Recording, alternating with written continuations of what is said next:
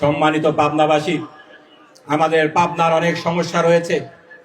আমাদের ইছামতি নদী, আমাদের দুঃখ, এই ইছামতি নদীকে আবার পুনর্খনন করে নাব্যতা দিতে হবে। এদেশের আমিষের চাহিদা মেটানোর জন্য এটা গুরুত্বপূর্ণ ভূমিকা রাখবে।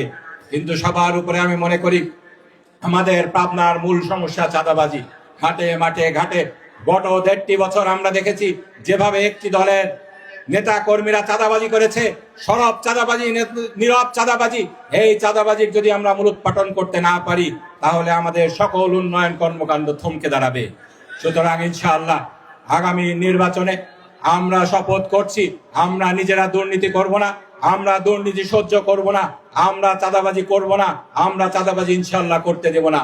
পাবনার আপামর জনসাধারণকে সাথে নিয়ে জনগণের অধিকার প্রতিষ্ঠার লক্ষ্যে ইনশাআল্লাহ আমরা দাঁড়িপাল্লা প্রতীককে বিজয় করে 10 দলীয় ঐক্যজোটকে বিজয়ী করে আমরা ইনশাআল্লাহ ঘরে ফিরব।